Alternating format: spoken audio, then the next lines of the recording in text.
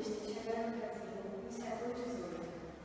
Muitos brasileiros das classes mais altas iam estudar na Europa e entravam em contato com essa corrente de pensamento. Ao retornarem ao Brasil, difundiam esse conhecimento nos centros urbanos. A principal influência do iluminismo, principalmente francês, foi o da Inconfidência Mineira, que os inconfidentes se reuniam em lugares secretos para discutirem assuntos revolucionários. A Inconfidência Mineira, na verdade, não passou de um conspiração, onde os principais protagonistas eram elementos da elite colonial, homens ligados à exploração do ouro, à produção agrícola e à criação de animais, sendo que vários deles estudaram na Europa e organizaram um movimento exatamente em oposição às determinações do Pacto Colonial, onde as regras eram enrijecidas no século XVIII. Além destes, encontramos ainda alguns pequenos indivíduos provenientes de classes intermediárias, como o próprio Tiradentes, que é o filho de um pequeno produtor que decidiu seguir carreira militar junto com algumas outras profissões. O movimento conspiratório tornou-se maior após a chegada do Visconde de Barbacena, nomeado novo governador da capitania de Minas Gerais, incumbido de executar uma nova derrama, utilizando-se de todo o rigor necessário para garantir a chegada do ouro a Portugal. De setembro de 1788 em diante, as reuniões tornaram-se intensas, onde eram alimentadas várias discussões sobre temas variados e entusiasmados, chegados que contrastavam com a falta de organização militar para a execução da independência.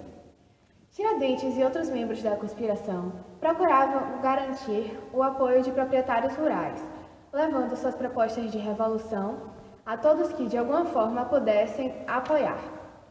Os mineradores contatados foram Joaquim Silvério dos Reis, que a princípio adorou o movimento, mas como a maioria da elite era um devedor de impostos, no entanto, com medo de ser executado e também com medo de se envolver diretamente, ele delatou a conspiração. Em março de 1789, encontrou-se com o governador Visconde de Barbacena e finalizou por escrito a formalização da denúncia de conspiração. Com o apoio de autoridades portuguesas instaladas no Rio de Janeiro, iniciou-se uma sequência de prisões, sendo Tiradentes um dos primeiros a ser feito prisioneiro na capital, onde se encontrava em busca de apoio ao movimento, e alguns dias depois iniciava-se a prisão dos envolvidos na região de Minas Gerais. No primeiro momento, os inconfidentes negaram a existência de um movimento contra a metrópole. Porém, a partir de novembro, vários participantes presos passaram a confessar a existência da conspiração, descrevendo minuciosamente as reuniões, os planos e o nome dos participantes, encabeçada pelo alferes Tiradentes. Este último sempre negou a existência de um movimento de conspiração.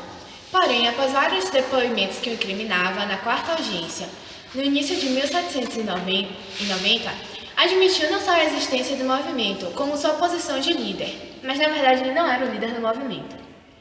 A devassa promoveu uma acusação de 34 pessoas, que tiveram sentenças definidas em abril de 1792, com 11 acusados e condenados à morte.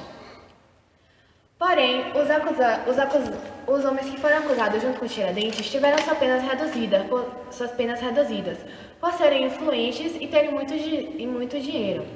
Eles só foram exilados na África, enquanto Tiradentes foi enforcado e esquartejado em praça pública.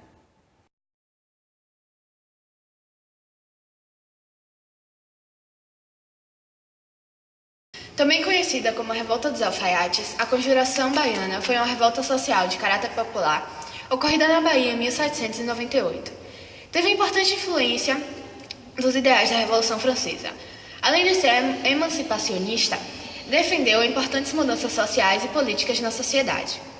Quando Salvador deixou de ser a capital do Brasil, acabou perdendo boa parte dos investimentos da coroa e passou a ter papel secundário diante da nova capital, Rio de Janeiro.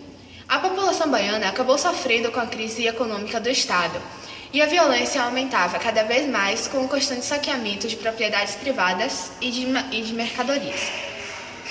A partir de então, as ideias radicais foram surgindo. Quem se destacou na propagação da revolta foi o médico Cipriano Barata. Ele organizou a população mais humilde, como escravos e pequenos camponeses, para difundir mensagens e panfletos incitando os mais revoltosos para aderir à revolução. Causada pela insatisfação popular com o elevado preço cobrado pelos produtos essenciais e alimentos, a forte insatisfação com o domínio de Portugal sobre o Brasil surgiu. Possuía como objetivos a emancipação política do Brasil, ou seja, o fim do pacto colonial com Portugal, e a imposição da República e a liberdade comercial do mercado interno também com o exterior e a liberdade e igualdade entre as pessoas. Portanto, eram favoráveis à abolição dos privilégios sociais e também à escravidão, o aumento do salário de soldados, entre outros. O movimento contou com a participação de pessoas pobres, letradas, padres, pequenos comerciantes, escravos e ex-escravos, tendo como líderes o médico, político e filósofo baiano Cipriano Barata. O soldado Luiz Gonzaga das Virgens, que atuou muito na divulgação das ideias do movimento, e o alfaiate Manuel Faustino de Santos Lira e João de Deus do Nascimento. A revolta estava marcada, porém, um dos integrantes do movimento, o ferreiro José Veiga, delatou o movimento para o governador, relatando o dia e a hora em que aconteceria. O governo baiano organizou as forças militares para debelar o movimento antes que a revolta acontecesse. O governo conseguiu prender a maioria dos envolvidos e não hesitou em torturá-los. Os revoltosos mais pobres, como Faustino Nascimento, foram condenados imediatamente à morte por enforcamento, enquanto que os intelectuais mais abastados, como Barata e o professor Francisco Maniz, foram absolvidos pela coroa. Apesar de não ter sido concretizado em sua sociedade, a Conjuração é considerada uma importante revolta popular brasileira. Muito além da pretensão de derrubar a monarquia, a revolta pôs em xeque as questões sociais do Brasil e deu impulsão para o surgimento das principais campanhas abolicionistas do país.